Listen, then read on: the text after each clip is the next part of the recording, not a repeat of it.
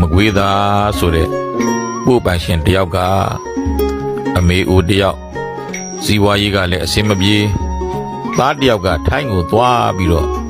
2 လလောက်ရှိတော့အဆက်အသွယ်ဖြတ်သွားတယ်ဗျာအခုဆိုရင်အမေမှာစိတ်တန်ရာတွေခံစားနေရပါတယ်ဗျာအဲ့ဒါကြောင့်အမေအတွက်တရားလေးတစ်ပုဒ်လောက်ပြောပြဖို့တန်ရောစဉ်ဆိုတဲ့ပြောဆိုမှုရဲ့အောက်မှာစာလေးတစ်ဆောင်ရောက်လာတယ်ပထမဆုံးပြောရမှာကတော့ဖြစ်ပြီးသွားပြီဖြစ်တဲ့ကိစ္စနဲ့စိတ်ဆင်းရဲစိတ်နာနေတဲ့အတွက်ဘာကောင်းကျိုးရမှာလဲစိတ်ဆင်းရဲစိတ်နာနေတဲ့အတွက်စိတ်မှာဒဏ်ရာတွေရတာကလွဲလို့ဘာကောင်းကျိုးမှမရနိုင်ဘူးဆိုတာကိုကိုယ့်ဘာသာမြင်လာအောင်လက်ခံလာအောင်မပြတ်ဆင်ញင်းနေဖို့ပြောချင်ပါတယ်စိတ်ဆင်းရဲတာပြောဖို့ဆိုရင်စိတ်ကိုဆင်းရဲတဲ့နေရာမှာမထားပါနဲ့စိတ်ကိုဆင်းရဲတဲ့နေရာကိုမသွားပါစေနဲ့ဘယ်နေရာကစိတ်ကိုဆင်းရဲစေတာလဲ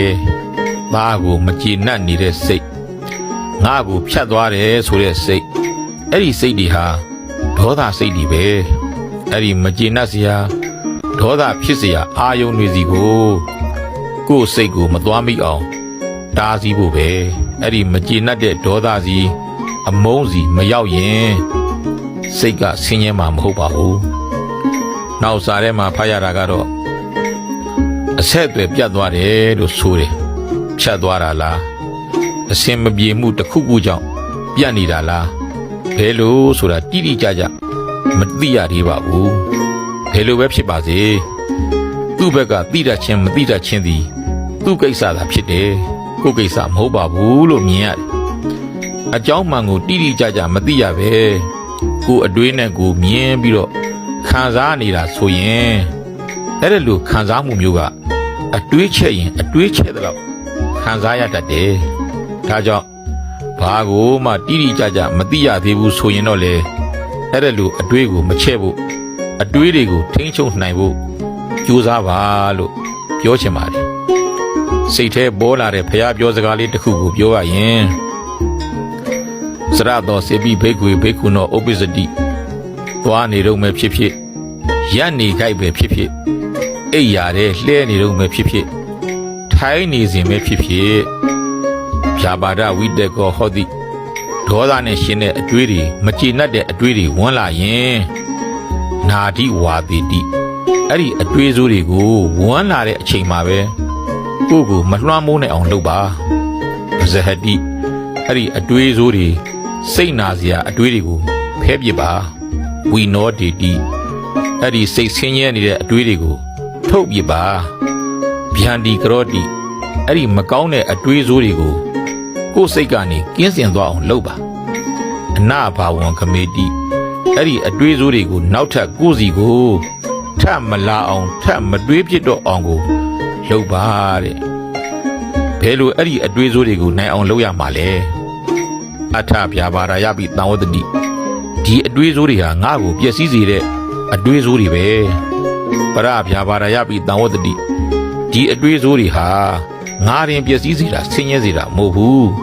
ငါဘေးကသူများတွေကိုပါစိတ်မချမ်းသာစေဘူးစိတ်ဆင်းရဲစေတယ်စိတ်တွေပျက်စီးစေတယ်ဥပယဗျာပါရာယပိတံဝတ္တိဒီသားအပေါ်စိတ်နာနေတဲ့အတွေးစိုးတွေဟာငါရောငါဘေးကလူတွေရောစိတ်ဆင်းရဲစိတ်နာစေတာပဲရှိတယ်လို့သိမြင်ပြီးတော့အဲ့ဒီအတွေးစိုးတွေကိုထုတ်နိုင်အောင်လုပ်ပါတတတံသမိတံအာရတဝိရိယောအမြဲမပြတ်ကိုဆင်ញင်နှလုံးသွင်းပြီးတော့အတွေးစိုးတွေကိုဖယ်ရှားနေပြဖို့ဘုရားကမိန့်ငယ်တယ်အဲ့ဒီစိတ်နာစိတ်ဆိုးမကျေနပ်တဲ့အတွေးတွေကိုမတွေးမှပဲလူကငြိမ်းချမ်းမှုရမှာချမ်းသာမှာအဲ့ဒီမကျေနပ်တဲ့အတွေးစိုးတွေကိုတွေးနေသမျှဘုရားသွားကြောင်းတက်တရားနာတရားထိုင်ဒီအတွေးစိုးတွေရှိနေသမျှမငြိမ်းချမ်းနိုင်ပါဘူးဘုရားမသွားကြောင်းမတက်တရားမနာဒီမကောင်းတဲ့အတွေးစိုးတွေကိုမတွေးဘူးဆိုရင်တော့လေစိတ်ကငြိမ်းချမ်းနေမှာပါဒါဟာအဓိကသိရမယ့်အချက်အဓိကလုပ်ရမယ့်အချက်လို့ပြောချင်တယ်နောက်ဆုံးအမေအိုကိုပြောချင်တာကတော့ကိုယ်ပိုင်အပျော်နဲ့ပျော်အောင်နေပါအမေ ထောက်ကူမှုနဲ့ပြောရတဲ့အပြောမှန်သမျှမတီမြဲမခိုင်မြဲဘူး TV နဲ့ပြောတဲ့အပြောကမီးမလာ TV ပြက်သွားရင်မပြောနိုင်မဲနဲ့ဆင်းရဲသွားရလိမ့်မယ်အမေသားနဲ့ပြောတဲ့အပြောကသားမလာသားမရှိတော့ရင်မပြောပဲဆင်းရဲသွားလိမ့်မယ်အမေကားနဲ့ပြောတဲ့အပြောကကားမရှိလို့ကားပြက်သွားတဲ့အခါမပြောနိုင်ပဲနဲ့စိတ်ဆင်းရဲသွားရလိမ့်မယ်သမီးနဲ့ပြောတဲ့အပြောညီးနဲ့ပြောတဲ့အပြောဘာနဲ့ပြောတဲ့အပြောပဲဖြစ်ဖြစ်ကိုယ်စိတ်ကိုယ်အတိနဲ့ပြောတဲ့အပြောမဟုတ်ရင်ဒီနေ့ပျက်စီးဆင်းရဲသွားတာမျိုးဖြစ်လိမ့်မယ်အမေဒါကြောင့်ဘဝမှာတကယ်ပြောခြင်းနဲ့ဆိုရင်ကိုယ်ပိုင်ပြောတဲ့အပြောနဲ့နေနိုင်အောင်ကြိုးစားပါကျင့်ပါတယောက်တည်းလေပြောအောင်နေပါတချမ်းနဲ့လေပြောအောင်နေပါကိုယ့်ရဲ့အပြောဟာဘသူအကူညီနဲ့မှပြောတဲ့အပြောမဖြစ်ပါစေနဲ့အဆက်အသွယ်ဖြတ်သွားတဲ့သားကိုလည်းတွေးနေပြီးတော့စိတ်ကိုမနာပါစေနဲ့တကယ်တော့သူ့အကြောင်းနဲ့သူဖြစ်မှာပါပဲသူအစင်မပြေလို့မဆွဲသေးတာဆိုရင်လေသူ့ကိုစိတ်နာစရာအကြောင်းမရှိပါဘူးသူအစင်ပြေပါလျက်နဲ့မဆွဲသေးတာဆိုရင်လေသူကိုယ်တိုင်ကမှမဆက်သေးခြင်းလို့မဆက်သေးတာသူ့အတွက်နဲ့ဘာကြောင့်စိတ်တန်ရာအရာခန်းနေမှာလဲဘယ်လိုပုံစံနဲ့မဆက်သေးကြည်ကြည်နက်နက်နဲ့လက်ခံလိုက်စမ်းပါအမေဘယ်လိုအကြောင်းနဲ့မှကိုယ်စိတ်ကိုဒဏ်ရာမရပါစေနဲ့ကိုယ်စိတ်ကိုမနာပါစေနဲ့လို့ပြောကြရင်နဲ့ဒီကုန်းချုပ်ချင်ပါတယ်အားလုံး